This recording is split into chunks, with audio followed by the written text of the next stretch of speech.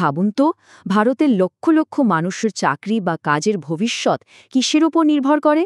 অনেকটাই নির্ভর করে স্কিল বা দক্ষতার শিক্ষার ওপর। আর এই বিশাল জগতের নিয়ন্ত্রক হল NCVET, মানে national council for vocational education and training. আজকের এই আলোচনাতে আমরা জ্ঞানাও দেখব কিভাবে এই সংস্থা ভারতের দক্ষ কর্মী শক্তি তৈরির পুরো ছবিটাই বদলে দিচ্ছে। তাহলে এই NCVET জিনিসটা ঠিক কি? একদম সহজ করে বললে এটা হলো বৃত্তমূলক বা ভোকেশনাল শিক্ষার সবথেকে বড় নিয়ন্ত্রক সংস্থা। এর মূল লক্ষ্য একটাই, এটা নিশ্চিত করা যে ট্রেনিং সেন্টারগুলো আর তাদের সার্টিফিকেটগুলোর উপর যেন ভরসা করা যায়, যাতে সবাই যে স্কিলটা শিখছে সেটা দিয়ে সরাসরি একটা ভালো চাকরি পায়। আচ্ছা, এই পুরো বিষয়টা ভালোভাবে বোঝার জন্য চলুন আমরা কয়েকটা ধাপে দেখি। প্রথমে জানব NCVET আসলে কি, তারপর দেখব এর লক্ষ্য কি, এর হাতে কি কি ক্ষমতা আছে, এর ভেতরের গঠনটা কেমন, আর সবশেষে বুঝব এটা ভারতের জন্য কেন এতটা গুরুত্বপূর্ণ। তাহলে আর দেরি না করে চলুন শুরু করা যাক আমাদের প্রথম ভাগ দিয়ে। NCVET কি, এটা এলো কোথা থেকে, আর সরকারি ব্যবস্থায় এর জায়গাটা ঠিক কোথায়? তো এই NCVET এলো কোথা থেকে? এর একটা ইতিহাস আছে। 2018 সালের আগে দুটো আলাদা সংস্থা ছিল। একটা নাম national council for vocational training বা NCVT, আর অন্যটা হলো ন্যাশনাল স্কিল ডেভেলপমেন্ট এজেন্সি বা NSDA। সরকার এই দুটোকে এক করে একটা আরও শক্তিশালী নিয়ন্ত্রক সংস্থা তৈরি করল, যার নাম হলো NCVET। এখন প্রশ্ন হলো, NCVET কার অধীনে কাজ করে? এটা সরাসরি ভারত সরকারের ministry of skill development and entrepreneurship বা MSDE এর অধীনে কাজ করে, মানে দেশের দক্ষতা প্রশিক্ষণ সেক্টরে প্রধান রেগুলেটর এটাই।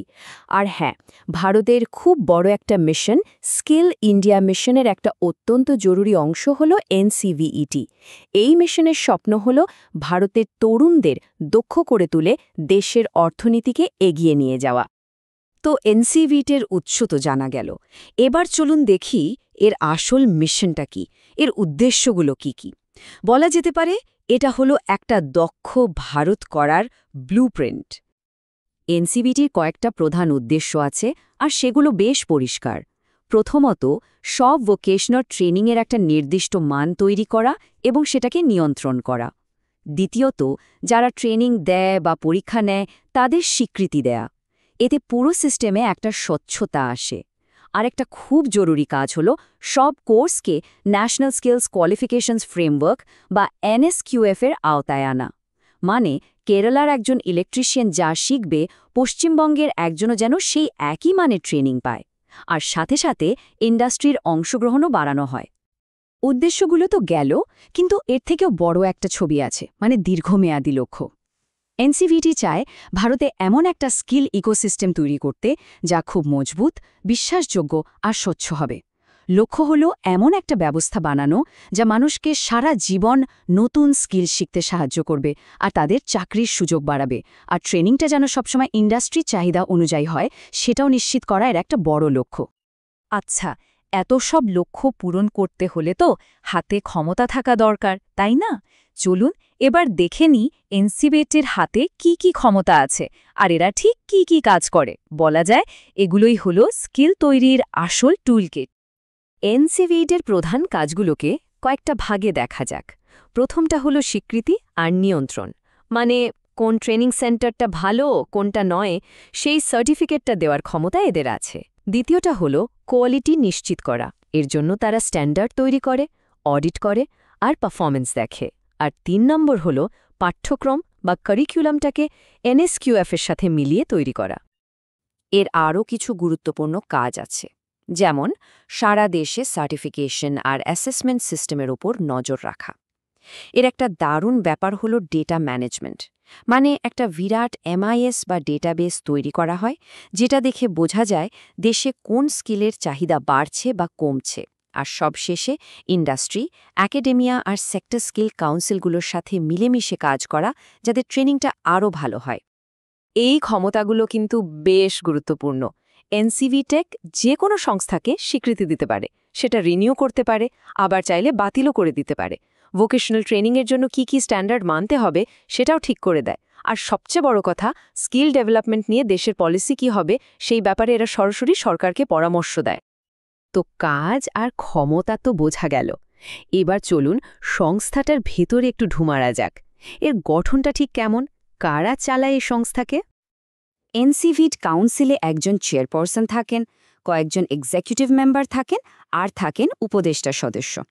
এই উপদেষ্টারা আসেন বিভিন্ন সরকারি মন্ত্রক, ইন্ডাস্ট্রি আর স্কিল ডেভেলপমেন্ট সংস্থাগুলো থেকে।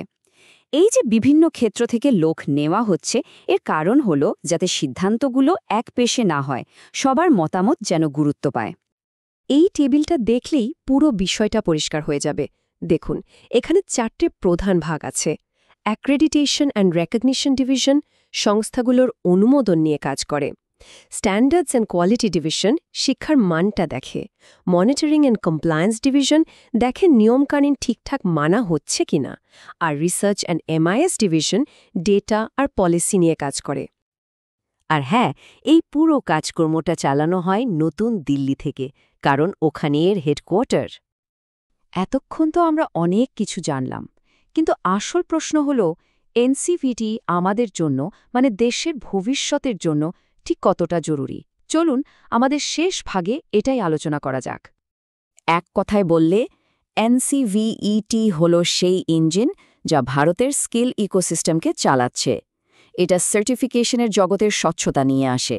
এটা নিশ্চিত করে যে ট্রেনিংটা যেন ইন্ডাস্ট্রির চাহিদা মতো হয়, যাতে পাশ করে বেরোনোর পরেই কাজ পাওয়া যায়। আর সব মিলিয়ে এটা স্কিল ইন্ডিয়া মিশনকে সেই লক্ষ্যে পৌঁছাতে সাহায্য করে যেখানে ভারতকে বিশ্বের স্কিল ক্যাপিটাল হিসেবে দেখা হবে। শেষ করার আগে এই লাইনটা একবার ভাবুন। ভারতকে একটি দক্ষ, উৎপাদনশীল এবং ভবিষ্যতের জন্য প্রস্তুত কর্মী শক্তি গড়ে তুলতে সাহায্য করা।